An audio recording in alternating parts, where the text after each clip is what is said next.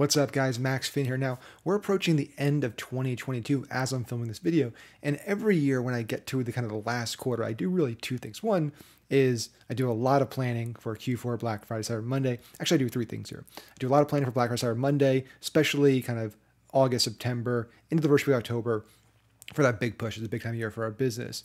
Two, I do a lot of planning for my different companies and also my personal goals for the next year, for the next 3 to 5 years. So we do a lot of leadership planning.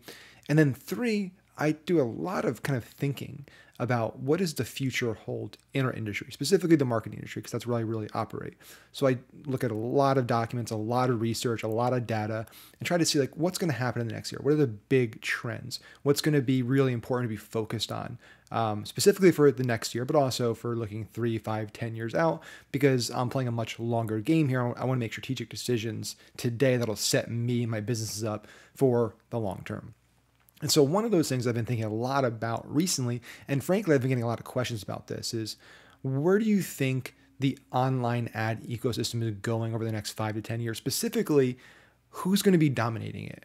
Right? Because we all know that Facebook and Google dominate the landscape. I actually have this little graph over here from Digiday that really shows the kind of landscape right now. So if you look over here, you'll see that 115 billion for Facebook, for Meta, 218 billion for Alphabet. That's kind of their share of online ad spend. So they dominate. And this is kind of the entire ad landscape.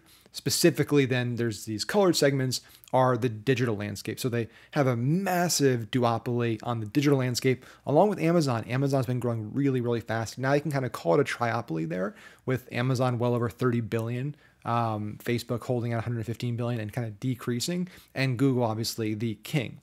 So this is what the current landscape looks like. Now, I'm thinking a lot about like, okay, this is what the current landscape looks like. Amazon is going like this and growing. I think it's going to keep picking up more and more market share. Meta and Google are both slowly losing market share, and Meta is actually losing ad revenue. And so who's going to be the king, right? Looking 5, 10 years out, who's going to be the Google in 5 to 10 years? Is it going to be Google? Is it going to be Meta? A lot of people think, hey, you're probably going to say it's TikTok. I'm sure it's most of you thought I was going to say when I started this video that the king 5 to 10 years from now in terms of the biggest slice of the pie is going to be TikTok.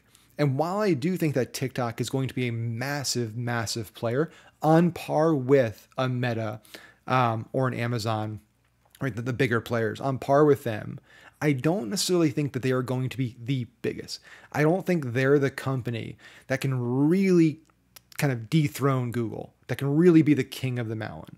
The company I actually think is going to have the best shot of doing that has kind of been a stealth company. Nobody's really thought of this company as the one that's going to be a big ad player because frankly, it's not their core business.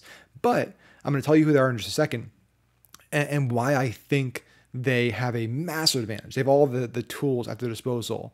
So actually, while I'm saying this, let me know what you think. I'm curious. I should start this video off by saying, like, who do you think I'm going to be talking about, and who do you think is going to be the biggest player? I'll give you a second to drop a comment and let me know. Timestamp where you're at in this video so you're not cheating, and guess who you think is. I'm gonna guess, right? Guess my guess for the biggest ad platform in 5 to 10 years. You got it? Okay. So I think it's gonna be Apple. Now bear with me. You're like, Apple. What are you talking about? Apple makes iPhones. Apple makes AirPods. They make hardware. What do you mean that it's service, right? Well, there's a lot of reasons. I'm not going to spend, I could spend probably an hour breaking down. I'm obsessed with Apple. I've been a big investor there for a very long time. So I know their business model very, very well because I study companies in depth before I invest in them, especially I invest continually over a long period of time with them and hold for a long period of time. Now, what's interesting about Apple is obviously they're first and foremost an iPhone company. iPhone is their biggest business. It drives tremendous profits and revenue for the company, right? And that allows them to do a lot of other stuff. But even other products like AirPods, if they were their own company, would still be in the top 10 biggest companies in the world. So basically everything they touch becomes successful. They've had a few flops, but they have a huge track record of success. So Apple as a company, though, when you're the size they are, right? They keep kind of going back and forth for the most valuable company in the world. When you're at that size, multi-trillion-dollar market cap, it is very difficult to continue growing double digit, to continue growing at the rate that investors want you to grow at. And it's hard for them to do that with hardware, selling more iPhones, right? At some point, everyone in the world has an iPhone, or everyone's going to buy an iPhone, has bought an iPhone. Same thing with AirPods, same thing with iPads, same things with watches, right?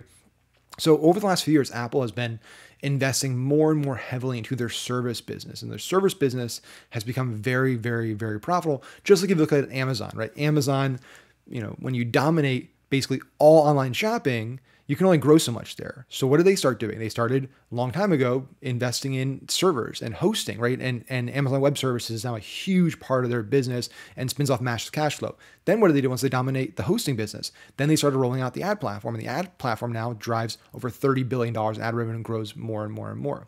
So I think Apple is going to follow this path.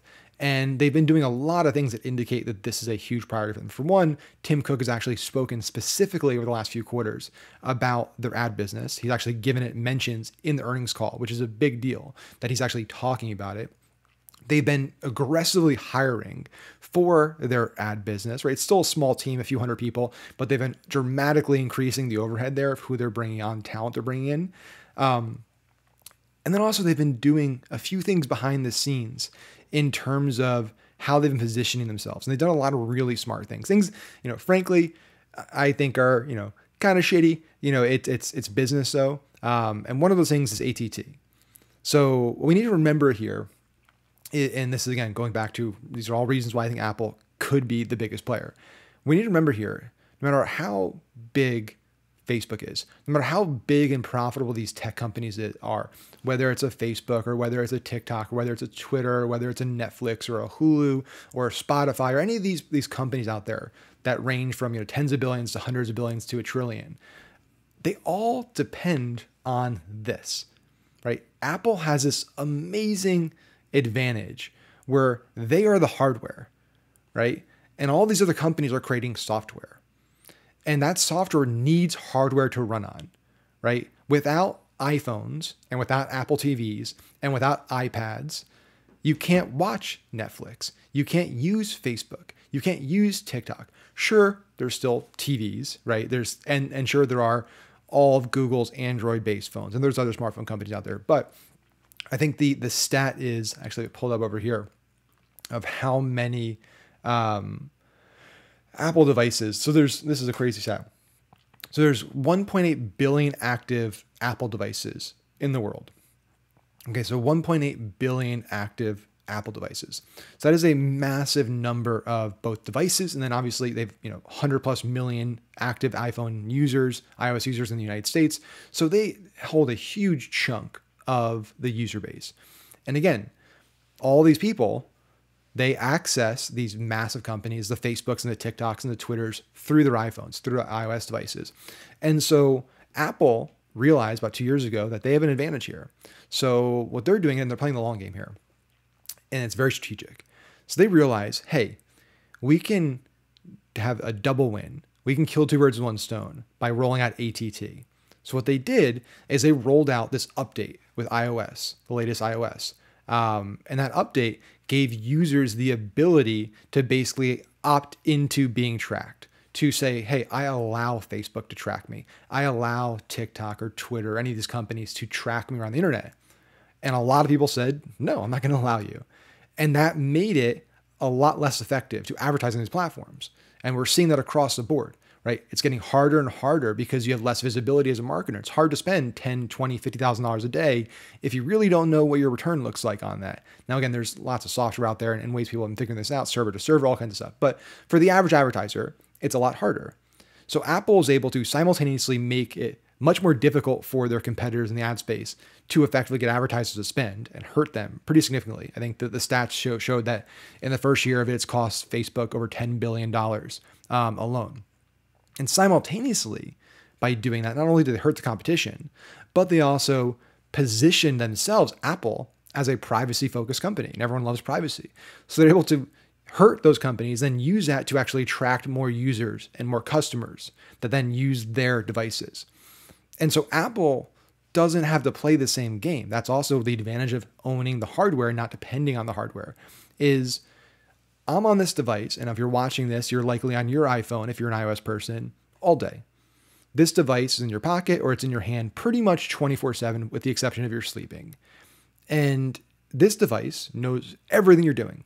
Apple knows everything you're doing. And they might say, well, we anonymize it and there's things we don't look at and there's things we don't track.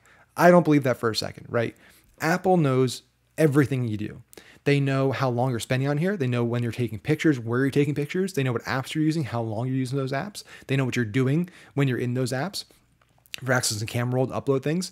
They know where you're checking weather. They know what stocks you like. They know what news you read. They know what you're buying, where you're buying it, because Apple Wallet. They know everything. They know your fitness. They know your blood pressure.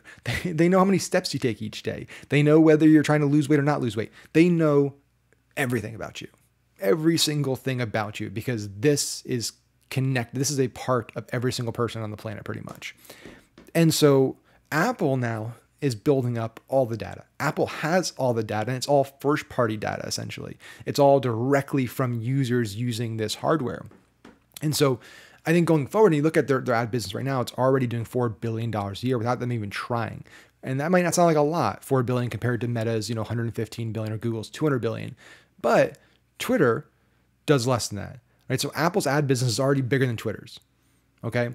And it's growing and growing and growing. And for comparison, TikTok will be at 11 billion this year, and that's growing, growing, growing. So Apple's off to a pretty good start without really even trying. So Apple they have the hardware, they have the screen, right, that you need to interact with to experience basically everything you experience. So that's another big thing.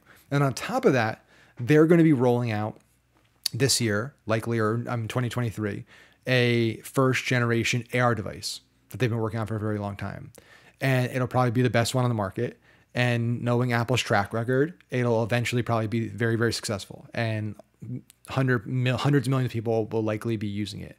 And so they're also going to then dominate the next kind of step of the internet, right? The next evolution of how we interact with the world, right? So they dominated this market, right? The iPhone, the kind of smartphone, SmartPad, the watch, all the business. They're going to dominate the next one, which is going to be augmented reality.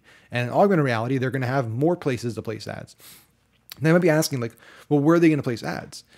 So they already have a massive advantage because they have the App Store, right? They do ads in the App Store, and they do some advertising in news, in stocks, in other places like that. They have a lot more inventory they can deliver there. They can really, really deliver a lot more ads in stocks, in weather, in news, in music, in podcasts, in the health apps and all that stuff. There are so many places that Apple, between their native apps and everything, can be distributing ads. Apple TV, right? So that's going to be another big, big thing. And they're buying lots and lots of content and licensing lots of content.